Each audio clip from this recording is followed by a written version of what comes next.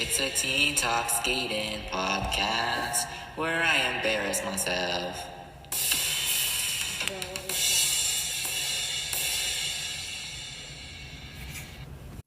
Hello, hello, hello, and welcome to episode number 86 of a Teen Talk Skating podcast. My name is Mango, and I hope you guys are all doing pretty well.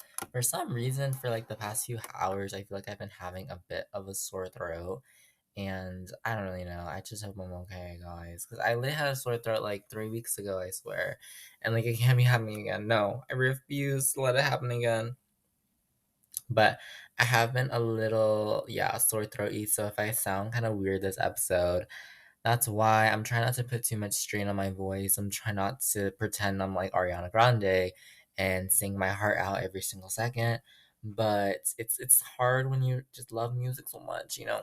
Anyway, I hope you guys are all doing well. I hope school and work is going well. School has been so stressful recently. I feel like there's just 1,001 things to think about, and there's just so many things to do and so many things to think about. And I'm just like, I don't know where to put my time. I don't know how to breathe anymore. And it's just like, oh my gosh, why did I put myself through this?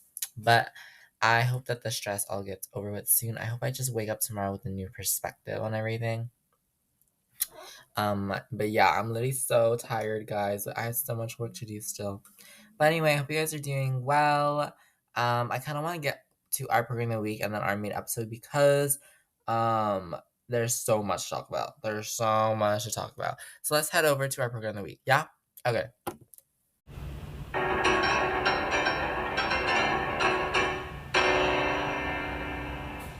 Program of the week. Okay, guys, so our program of the week this week is kind of a flash to the past or like a back to the past kind of thing, a flashback in time. It comes from over 40 years ago, and that is Brian Boitano from the US and his 1984 Olympics exhibition gala program. And this exhibition gala is set to the music of On Golden Pond, the movie soundtrack by Dave Grusin. And I think that this is very much what it's like if you took the name of the movie On Golden Pond and you made it a program. This is like exactly how I would imagine it to be. It very much feels like Brian Boitano is kind of skating on this outdoor lake where it's super secluded and he's not necessarily thinking about anyone or anything, and almost like no one is watching him, that he doesn't recognize that there's this huge audience in Calgary in front of him. But I really do enjoy this program. I almost want to say it's bird-like, bird-ish. I don't know if that was the intent, but it's like a bird skating on ice, if that makes sense, in a good way. He starts out the program by like skating kind of backwards very slowly, but it's so serene and tranquil in that moment that I really enjoyed it. So yeah, and then what else in this program? He does a couple of jumps. I can't remember which ones exactly, but the landing of the jump is very much controlled, and he leans back really well. And there's nice flow of his upper body into his leg, and just good extension there. It's a good program, and I wish we still had this style of skating, and almost like I don't really know when the jumps are gonna be, and I really don't know what the next artistic move is gonna be. It's just, it feels improvised and natural, if that makes sense. It feels improvised in like the best way. It doesn't feel practiced and strict and rigid. It just feels very out there and just flowy. And I really like this moment where he does this beautiful spread eagle. It's a beautiful spread eagle across the ice. It's a great moment. Some of the spins here as well. He does a what is it? Catch foot, kind of almost like a donut spin in the camel position, a catch foot spin, and he kind of goes very slow intentionally in these spins. He's not going super fast, but I like the slowed down sustained spin. He also does another moment with a double flip, I believe, that is kind of delayed, so he doesn't start rotating immediately. He starts rotating once he's in the more higher in the air, and it's a really cool moment to do. And he does it in the Tano style, one hand above the head, so that's beautiful. And just really nice flow throughout this program, really nice. I just don't know, and the music is so simple. It's just piano chords and a little bit of string maybe, and there's a lot of silence in between the music and the notes and the melody.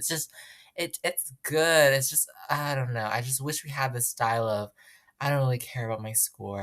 I mean, obviously it's a gala, so it doesn't really matter, but it's almost like I just don't really care about who what anyone says. I want to skate for myself. And I think this program is one of those programs that feels like it comes very much from kind of the heart of skating, if that makes sense. And it's a really enjoyable program and a peaceful program to watch when you've had such a hectic week like I have. But please go check it out. Brian Boitano in his 1984 Olympics exhibition gala set to the music of On Golden Pond by Dave Grusin. Check it out after you listen to this episode. And now it is time for our main episode. That was your program of the week.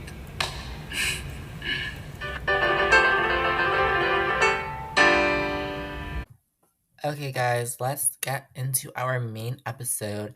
So, last week, if you remember, we checked out both the Challenger Series John Nix Paris Challenge and the Challenger Series Kinoshita Group Cup. This week, that was two Challenger Series competitions, but this week, we're only talking about one Challenger Series competition. So maybe that's gonna be a little bit shorter, but this one is arguably much more crazy, much more chaotic, and much more importanter, if you will. This competition was actually crazy. This competition came out of literally nowhere, and I'm like, oh, that is actually like. I honestly forgot to like check the entry list or something, probably way before the competition. Because when I checked on Skating Scores, the website I used to go view like all the results and stuff, I'm like, that is a lot of like top 10 names, top 5 names. So that's a lot of names. We're naming some names over here. And I was a little bit shocked, I guess, at how competitive this competition was. There's so much competitiveness. So there were a ton of big names that are very, very likely to be in the running for an Olympic medal. Um, we're talking people who have been European champion, people who have won nationals in their country, in their very competitive country. We're talking people who have been world champion, people who have medal at worlds, people who have landed triple axels and quads, people who have, done a lot of crazy things. And this one competition just ended up just jumping out of nowhere. And of course, and I didn't even mention the name yet, it was the 2025 Challenger Series Lombardia Trophy in shoot, what city was it? Bolzano? Question mark. Lombardia Trophy. Bergamo in Italy. And I think that's even interesting because the Olympics are going to be in Italy in 2026, which is only in a few, like 5 months from now. That's crazy that we're having this huge competition also be in Italy in a different city, but it's still interesting how this was the one big competition with a ton of big names. And thus, I'm calling this kind of the mini Olympics, as you saw in the title of this video, because there were so many big names. It was in Italy. It just felt perfect. I was like, "Oh my gosh, this is basically the Olympics." Um yeah. And then because this episode isn't going to be super long from the competition side, I am going to include a small discussion on kind of the biggest battles to look out for at the Olympic qualifying competition, which is happening right now as I'm recording this episode, and it will be almost finished by the time you listen to this episode. But I'm sorry the time did not overlap well, but the Olympic qualifying competition will be the last opportunity to qualify an Olympic spot for your country, and I'm going to talk about kind of who's competing there and why they're important. But that will be very brief because I'm going to do a huge discussion on that later or next week. So anyway, back to Italy. We're not going to Beijing yet, people. Back to Italy and the Challenger Series Lombardia Trophy. So like I said earlier, this one had so many big names from all around the world, but I do want to remind everybody that again, just because this one big name skater that you know and love and you followed for years and you love them to pieces and you bought merch and you made posters and you made Instagram reels for them, just because they messed up at this one September competition it's not doomsday, okay? I'm telling you guys, there's a lot of skaters I will discuss in this episode that I think are very good examples of this. Some of these skaters have done really well in the past and they have tons of fans. But maybe they didn't do the best at this competition, and that does not mean they're like the worst skater in the world and their career is done for just because they did bad in one competition in September, okay? If it's like November, I get it, but like we are still building up people. Do not fret yet. Do not fret. Anyway, so I'm gonna be discussing. I'm gonna be discussing the four disciplines: the men, the women, the pairs, and the dance in that order. Keep in mind that while the men, women, and dance were in the challenge series, the pairs were not. I guess I actually don't know why the pairs weren't considered part of the challenge series, but there was still like important people to talk about. So yeah, okay. First, we will start with the men's discipline. Starting in 11th place here. In 11th place, we had the number 10 in the world from Italy, Matteo Rizzo. This was, a bit of a disappointing performance from Matteo Rizzo. He had a 5th place finish on the short program with a decent skate. He got everything done well except a quad toe at the beginning, which he under rotated and got some negative GUE because of that. Previously he was trying to do the quad loop last season, and I don't know if that plan has kind of been bailed out recently, but he was trying to do the quad loop and now he's trying to do the quad toe in the beginning, which is probably a safer jump. I think he's probably had more success doing the quad toe. Last season he had, decent results. This was a low score for him overall, but maybe the plateau is kind of there for him now. I don't know. And then he was 11th, unfortunately, in the free skate. Same mistake with a under rotation on the quad toe and a fall on it. And then he also had a triple axle under rotation, a single axle pop, and a double let's pop into a Euler triple sow quarter fall. So, just not the free skate that he wanted for sure. Yeah, negative Dewey in a lot of these jumping passes, unfortunately. But, I think Matteo Rizzo is one of those skaters who tends to do better in the later half of the season anyway. We've seen him do well multiple times at Europeans, for example. So that's, always what is it? Always kind of an indicator that, a skater is not as good maybe in the beginning of the season and then better in the later half of the season. We've obviously seen him do really well, been top 10 at World. Matteo Rizzo is ranked 10th in the world right now, and I think this one result does not really define him at all. So, maybe a bit disappointing in terms of being skating at home and everything, but I still think Matteo Rizzo is very much in the running for a spot at the Olympics for Italy in his home country. But yeah, in 10th place, we have a skater who achieved personal best across the board, and that is Kirilo Marsak of Ukraine. Here he was 11th in the short program with a really good program with those first two elements, a quad sal and a triple axel with great Dewey on both jumps. He did make a small spin error, and then he did pop a triple let's triple toe into a double let's triple toe. But overall, not a bad program, and he got a personal best for that. He also got a deduction, I believe, probably because of a fall or maybe a time deduction. Yeah. He had an even better free skate. He was 8th in the free skate. Triplets went well. Quad sal single toe could have been a little bit better. He did do a really, really competitive triple axle, double axle sequence, and the rest of the jumps were good. The only negative Dewey element was actually a choreo sequence. So pretty good for him there. So, what I'm seeing here is very much a technically based skater, a very strong skater in terms of technical side. But this is a really good score, 223.20 overall, and that's a score that really much could earn Ukraine a spot at the Olympics, at the Olympic qualifying competition that he is literally currently competing in. Like, I mean, right now. Yeah. Okay, in ninth place is one of those very big men from the US. This is someone who could very much earn a spot earn a spot on Team USA for the Olympics, and that is Maxim Naumov, who has been, third, fourth at nationals these past few seasons, and so really aiming to get that spot. Here he was ninth in the short with a popped single axle, and then he was ninth in the free skate as well with a couple of mistakes. He popped a quad sal into a double sal, double axle instead of triple, and then a slight error on the triple flip with an unclear edge. But like I said earlier, Maxim Naumov is in that running for the third U.S. men's spot. I've been mentioning these past few episodes that the U.S. men's spot, they have three. Ilya Molina is very, very like impossible that he wouldn't get one. Jason Brown is very much likely to get one, like 95% likely to get one. And so there's this third spot to split between like maybe four men who all want to go to the Olympics. Maxim Naumov is definitely one of those men. And, cleaning up his program this season, earning some more consistency, and doing very well at nationals will help him earn that third spot on the Olympic team for sure. In eighth is a Frenchman from France. That does not make sense. A Frenchman from France. He was eighth place here. That is Luc Economidis. And he was seventh in the short program here with a clean skate.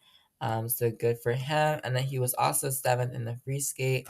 The only mistake being a downgraded quad sal, unfortunately. But the rest of the program went very well. The Frenchmen have two spots at the Olympics or three spots. I can't remember. I think they have three. Do they have three? I'm pretty sure they have three. So the freshmen have three spots at the Olympics.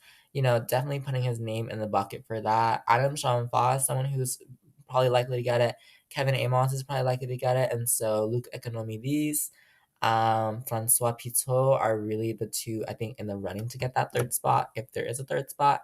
But a good showing from Luc Economidis here, and hopefully able to earn that to get a spot on that French Olympic team. On the other hand, here we have a skater who is the top man in his country. We have Andreas Nordebeck in seventh place from Sweden.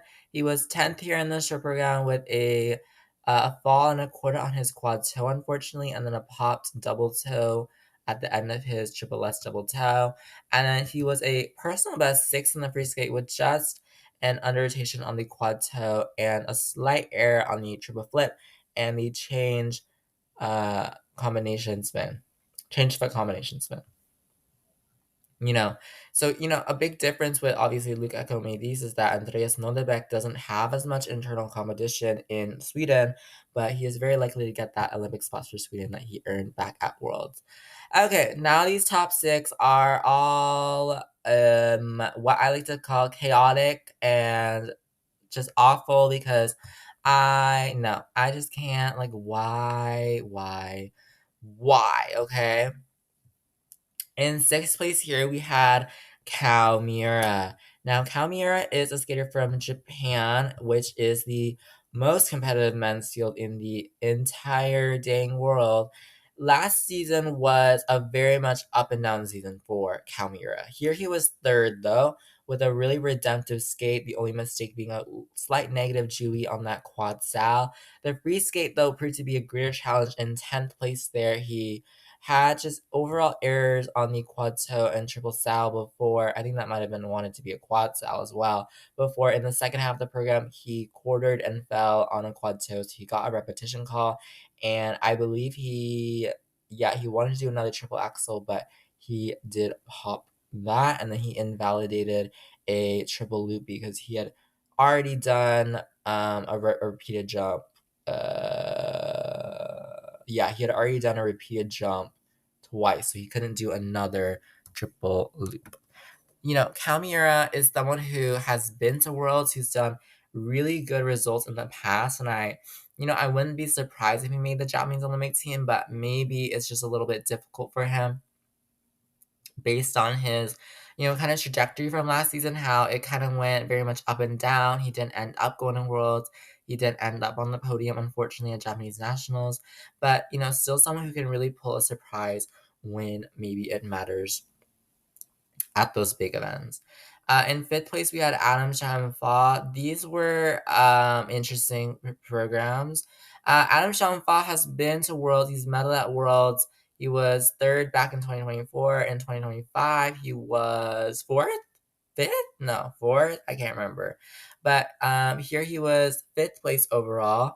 And this is a good example because Alan Shawnfall is a skater who has had a lot of success in the past, but here was not a good competition. And again, like I said, it's September, but he is definitely a fan favorite. And like I said earlier, it doesn't really matter to me really if your skater does terrible in September because it's still September and it's early enough in the season where these mistakes are very much getting all the everything fixed and getting everything ready, getting all the issues out. So in the short program, which was a Vitruvian Man themed short program, I don't really know. It was the outfit was something.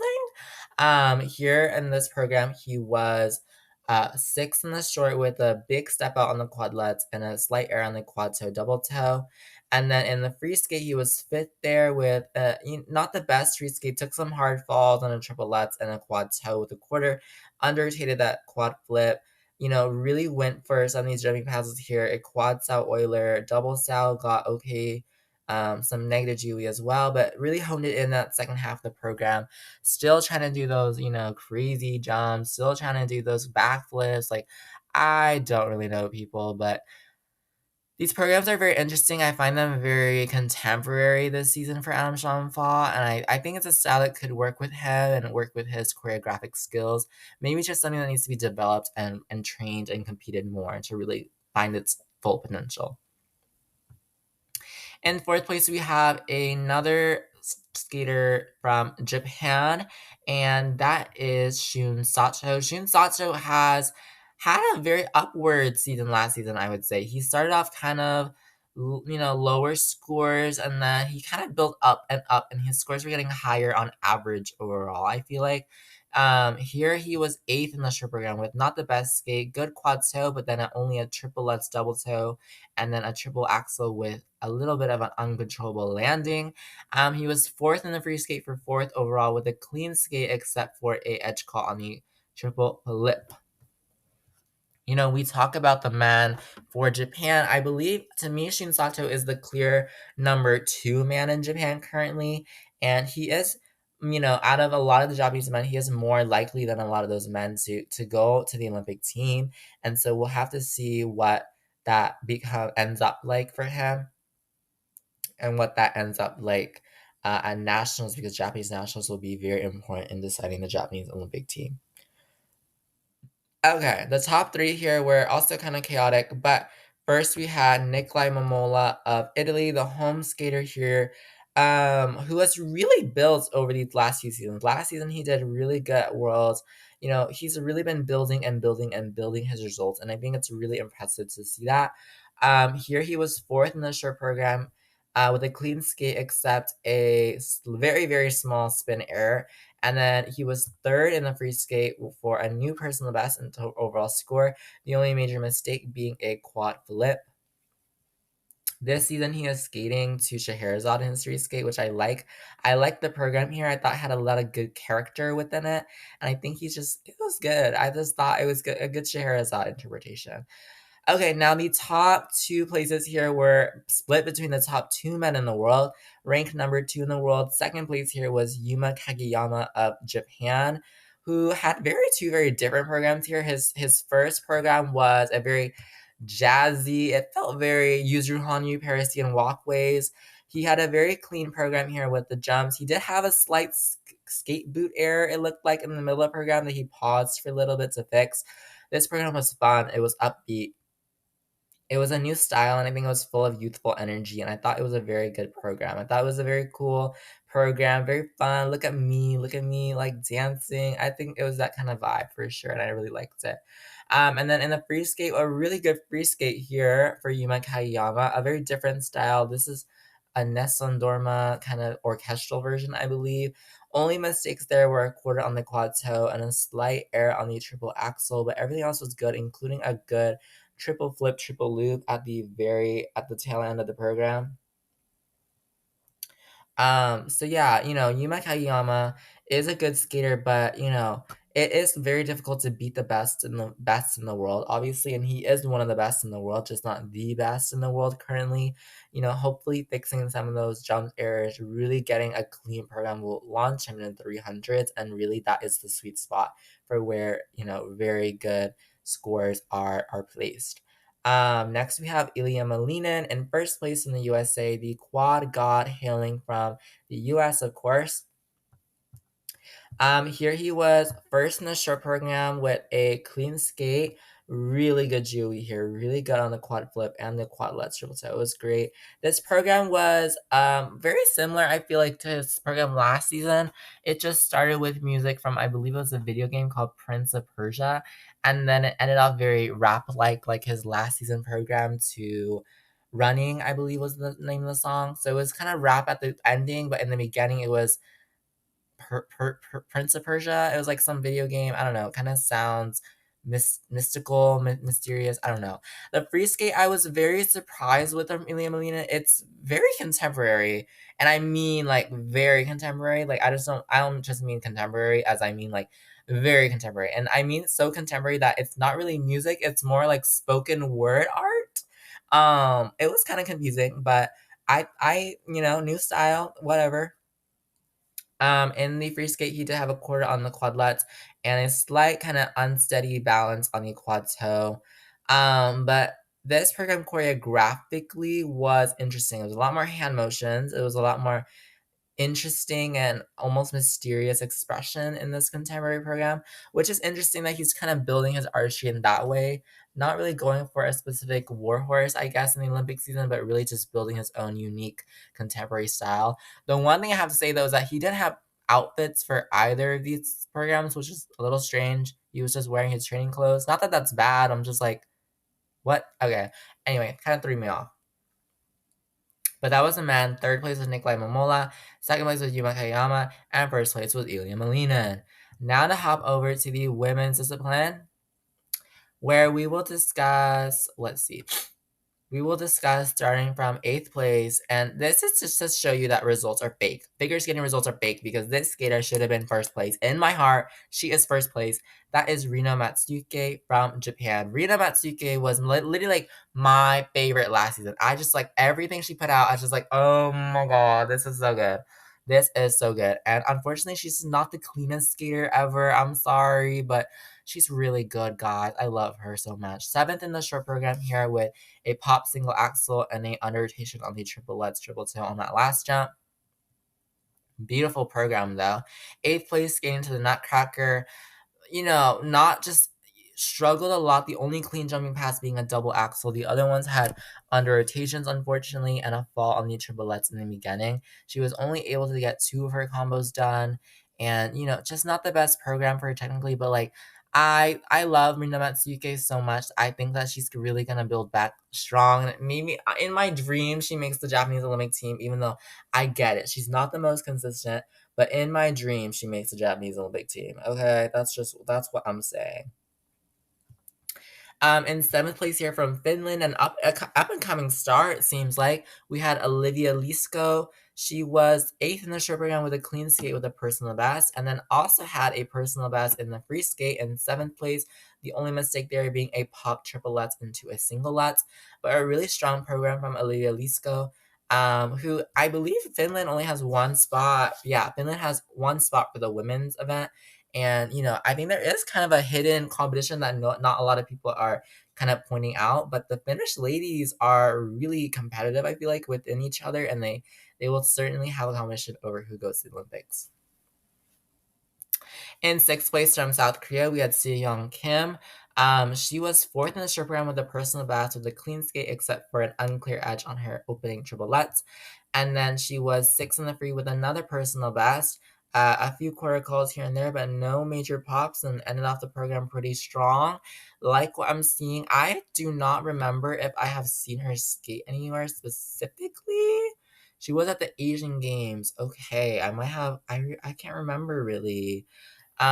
She has been competing, it seems like, more on the kind of the domestic level, mainly more in Korea than, at major international events. She didn't compete on the Junior Grand Prix or anything. So she's kind of an up and coming hidden star. She was 13th last season at South Korean Nationals, but could be a kind of a rising star in the making from Soo-young Kim in South Korea. In fifth place was the quirky home favorite, Lara Naki Guzman of Italy. She was sixth in the short program here with a clean skate, really good Julie on that triple Lutz, and she was fourth in the free with a free skate literally set to the music of Jaws. It was quirky. It was fun. The only major mistake was a quarter call on the triple flip and then a pop double axel after the triple toe at the end of the program. But overall, still a pretty good program. Lara Naki Gutman to me is most likely to get the Olympic spot for Italy. There is a competition between her and Anna Pezzetta of Italy as well. But I think Lara Nakaguma has really been the more consistent skater over the years.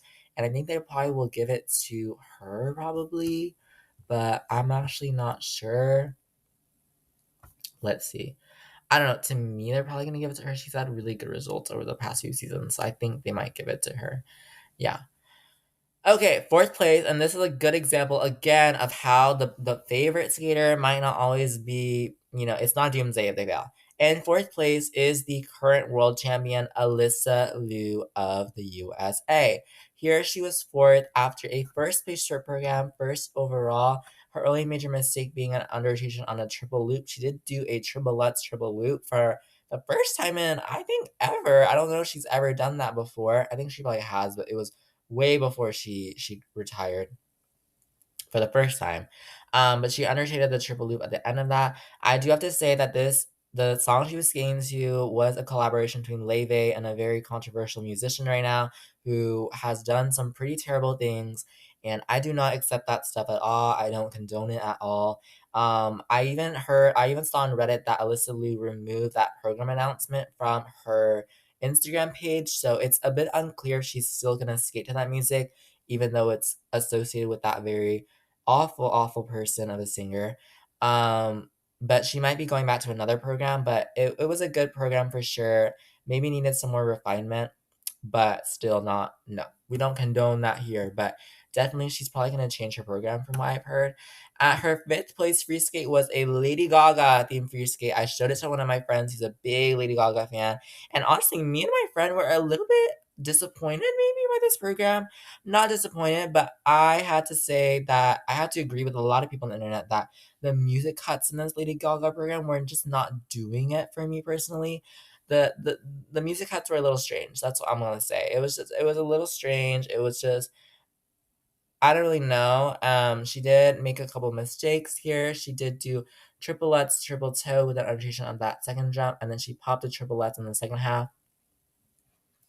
I forgot exactly what the songs are, but the ending part with Bad Romance was really good. But the first two songs, I think, were just not cut together very well, and I didn't really like the choreography, choreography in those sections. But I think Alyssa Liu, this is how I felt with her last free skate too, and then I ended up loving it. So maybe I will end up loving this Lady Gaga program as she develops it and maybe changes up some of the choreography.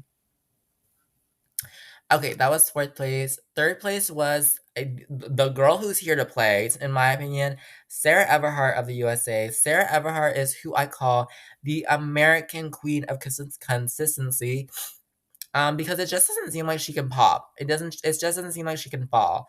Sarah Everhart has been very still and steady on the ice. Here she was second in the short with the personal best short program. Even doing a triple Lutz triple toe there was really beneficial for her score. And then she was third in the free skate. Her only mistakes being a unclear edge on a triple flip and a quarter on the triple sal, and kind of a big step out on that. But overall, this was a good skate from her. Her free skate, it said, is set to the music of the soundtrack of the movie Poor Things, which apparently is a very bizarre sci-fi. I don't really know. The music was definitely very strange. The choreography felt strange because of that. But I like it. It's experimental. Sarah Everhart, I love the outfit. It was blue and yellow, and I was just like, oh, okay. It was Victorian, maybe British. I don't know. It was very ancient and old, and I was like, oh, Sarah. Yeah, Sarah Everhart, like interesting program from her.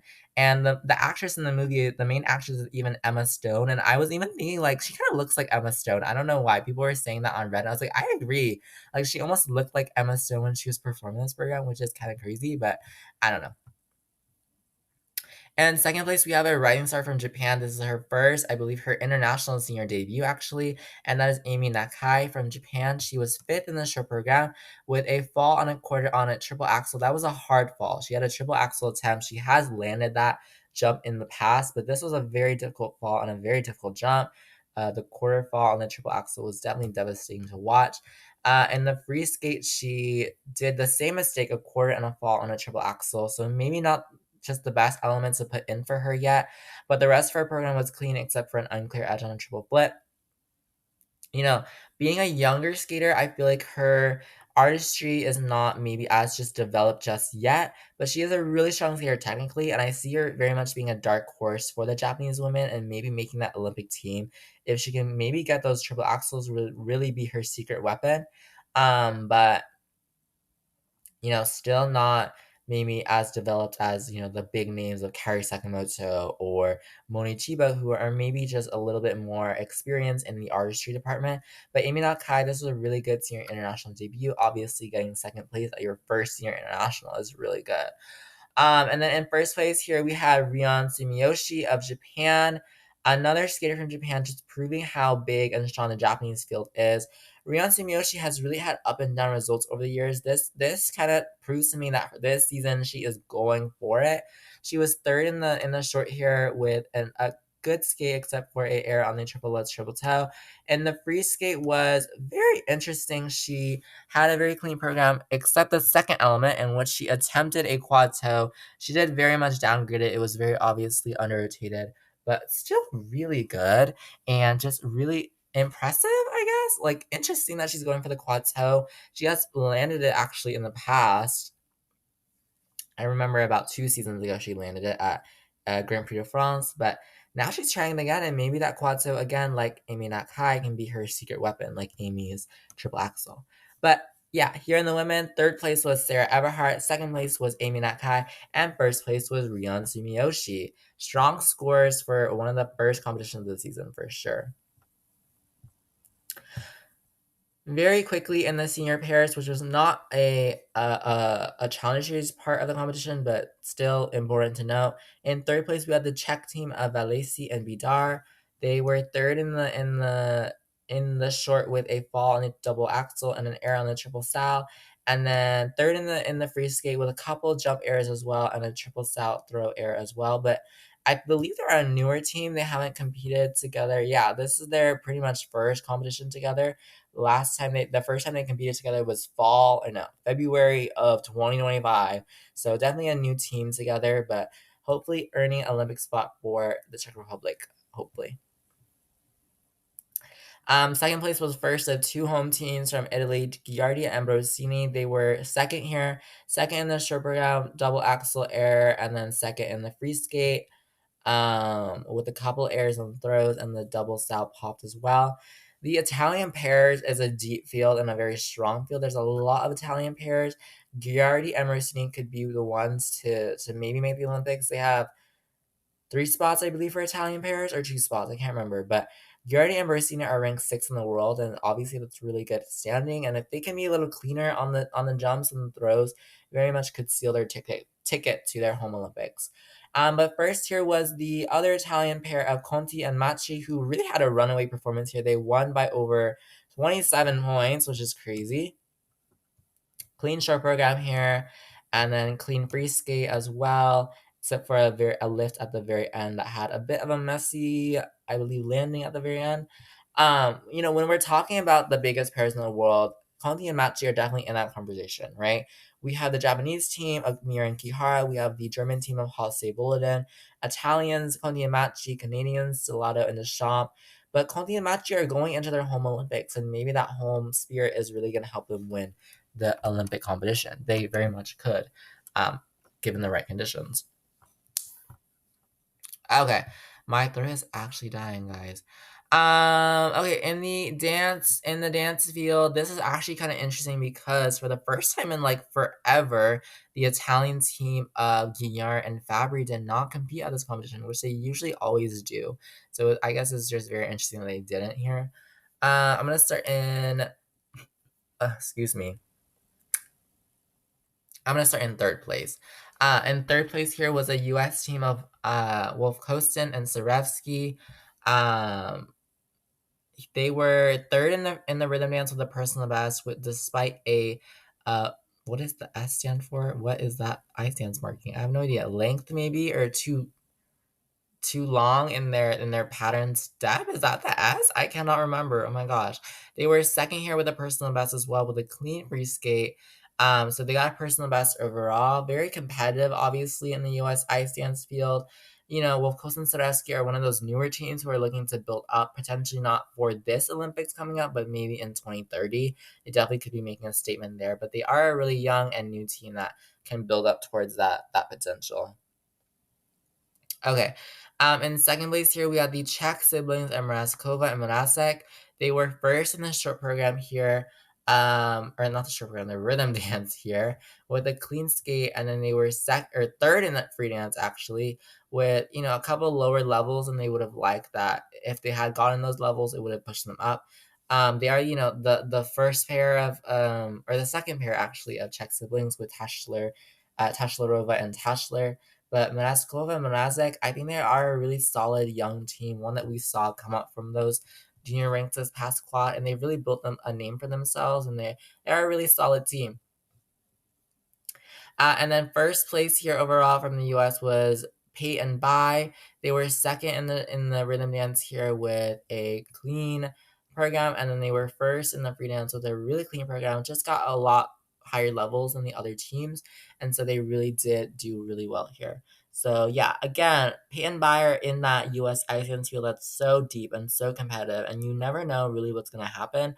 And so this could really go either way. Honestly, maybe they will be a dark horse at nationals and make the Olympic team. Maybe they won't, because there's so many teams that could get that third U.S. Iceland spot after Chuck and Bates and Kara Ponomarenko, who are really much seen as the front runners for that.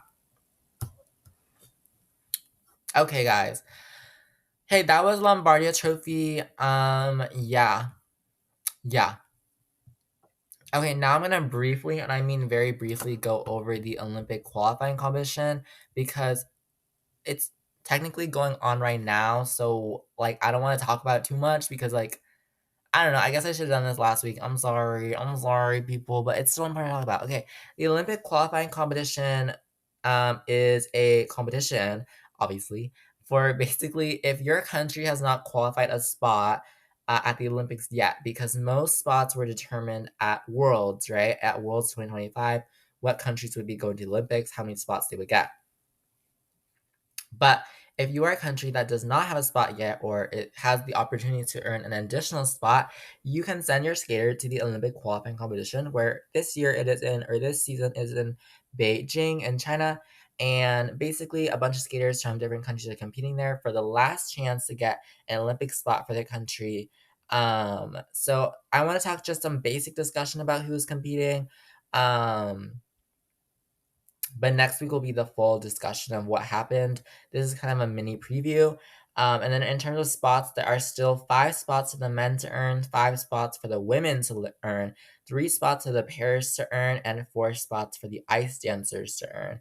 And so, very, very limited amount of spots, meaning that the tension in this competition is very high. The amount of pressure to do well for your country is quite high here because you really want to do well in order to earn that spot, and that could mean earning your own spot or maybe earning a spot for someone else. You need to compete for that as well. Totally crazy things. Okay.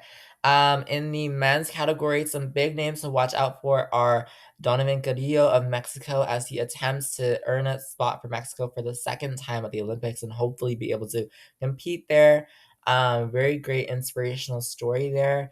In the women's field, we have a lot of big women who are really trying to earn their spot here. We have Josefin Taljagaard of Sweden, who has very much been an artistic powerhouse this last quad, but not very much the technical side, as unfortunately, but she's really earning a spot here.